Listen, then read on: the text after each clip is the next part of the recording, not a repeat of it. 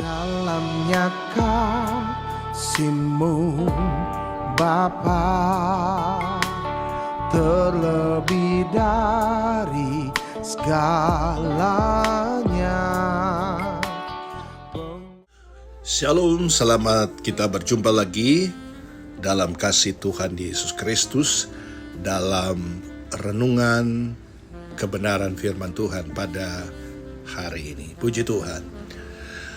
Di dalam Mazmur pasal 50 ayatnya yang ke-23, di sana dikatakan, siapa yang jujur jalannya, keselamatan yang dari Allah akan kuperlihatkan kepadanya. Sekali lagi, siapa yang jujur jalannya, keselamatan yang dari Allah akan kuperlihatkan kepadanya. Puji Tuhan. Judul renungan kita pada kesempatan ini adalah dengan hati takut akan Tuhan, kita dapat hidup benar. Nah, saudara-saudara dalam kasih Tuhan, perkataan Mazmur ini adalah memberikan pengajaran, memberikan juga sekaligus memberi informasi kepada kita tentang kehidupan yang berkenan kepada Tuhan. Nah, saudara-saudara, kebanyakan orang cenderung berani berdusta atau berkata tidak jujur karena mereka lebih memilih untuk takut kepada manusia. Nanti apa kata orang? Ya kan, seperti itu.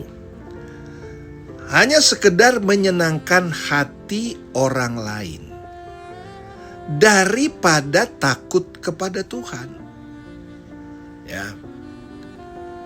Penampilannya boleh, tapi tidak takut sama Tuhan. Mereka berpikir lebih mudah berdusta kepada Tuhan yang tak dilihatnya daripada berdusta di hadapan manusia yang terlihat secara kasat mata. Kalau sampai ketahuan berdosa di hadapan manusia, resiko yang langsung diterimanya adalah malu. Dimarahi, didamprat, atau mungkin dipecat. Nah, saudara, cepat atau lambat setiap ketidakjujuran, sekali lagi, cepat dan lambat setiap ketidakjujuran atau kebohongan pasti akan terungkap. Waktu akan perlihatkan. Manusia mungkin saja tidak tahu dan bisa diketahui dengan kebohongan kita. Tetapi Tuhan yang duduk di atas tahtanya adalah Maha Tahu. Bahkan dalam 1 Tawarikh pasal 28 ayat 9a dikatakan, Tuhan menyelidiki segala hati dan mengerti segala niat dan cita-cita. Cita-cita kita, niat kita pun Tuhan ngerti. Apapun yang kita pikirkan, rancangkan, cita-citakan, Tuhan tahu secara persis. Kalau saudara membaca di dalam Ibrani pasal 4 ayat 13, dan tidak ada satu makhluk pun yang tersembunyi di hadapannya, sebab segala sesuatu telanjang dan terbuka di hadap mata Dia, yang kepadanya kita harus memberikan pertanggungjawaban. Jadi saudara-saudara, ya, kita sambung, kita baca di dalam Amsal Sulaiman lagi 12 ayat 22, berhentilah berkata dusta, jadilah orang yang jujur, sebab orang yang berdusta bibirnya adalah kekejian bagi Tuhan, tetapi orang yang berlaku setia dikenangnya. Nah, saudara, di masa sekarang ini dunia penuh dengan dosa dan kejahatan yang begitu merajalela sehingga semakin sulit hidup dalam kejujuran. Sepertinya kejujuran sekarang ini ya sudah jarang. Ya, baik di dunia, baik pun di dalam kehidupan rohani. Nah, haruskah orang percaya mengikuti arus dunia ini untuk hidup dalam ketidakjujuran? Kita jangan ikutin arus dunia ini yang tidak hidup dalam kejujuran. Ya saudara, kita boleh bersandiwara kepada dunia ini, tetapi di hadapan Allah kita tidak bisa bersandiwara. Kalau kita baca di dalam 2 Korintus pasal 5 ayat 17 dikatakan, siapa yang ada di dalam Kristus, ia adalah ciptaan baru. Yang lama sudah berlalu, sesungguhnya yang baru sudah datang.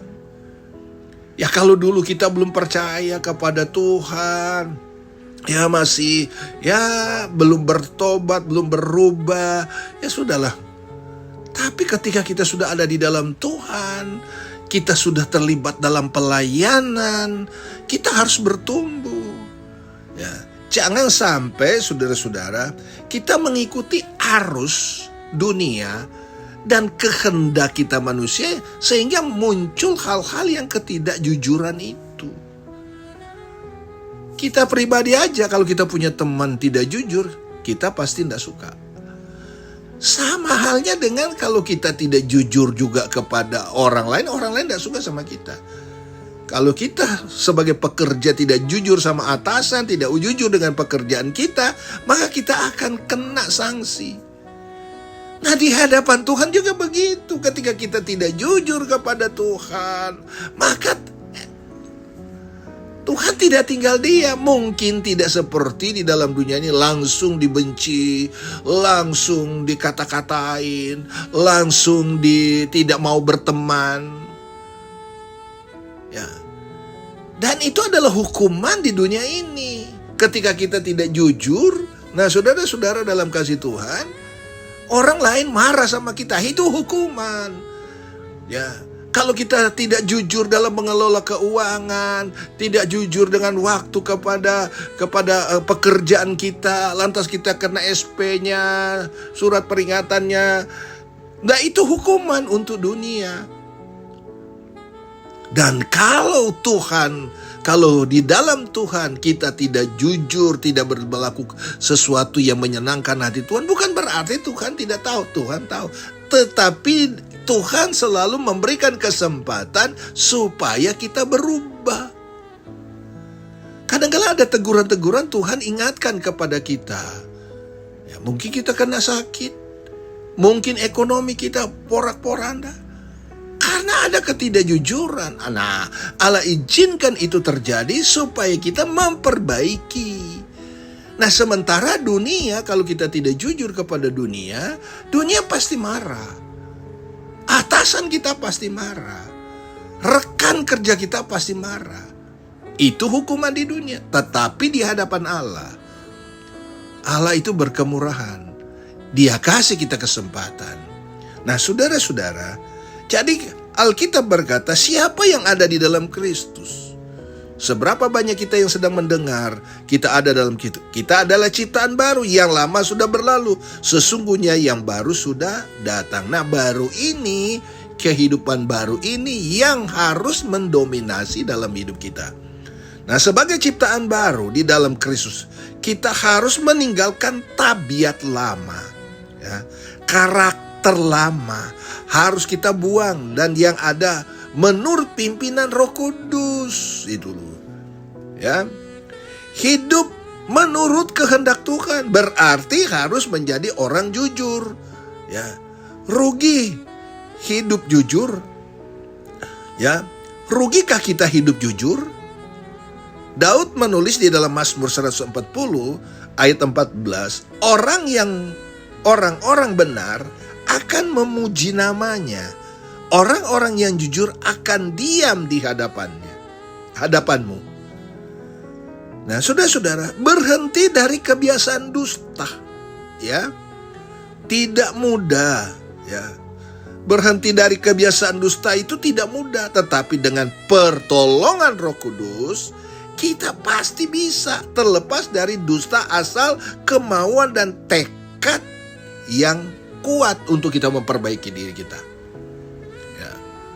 Saudara-saudara, apalagi sudah melayani, kita sia-siakan. Gitu. Nah, saudara-saudara, Amsal Sulaiman pasal 16 ayat 17a, menjauhi kejahatan itulah jalan orang jujur.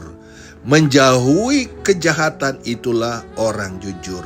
Menjauhilah dusta dan hal-hal yang lain. Itu adalah orang jujur. Dengan hati takut akan Tuhan, kita dapat hidup benar. Mari kita takut akan Tuhan, supaya kita menampilkan sikap yang benar sesuai dengan kehendak Tuhan. Tuhan Yesus menolong kita semua. Mari kita sama-sama katakan, amin.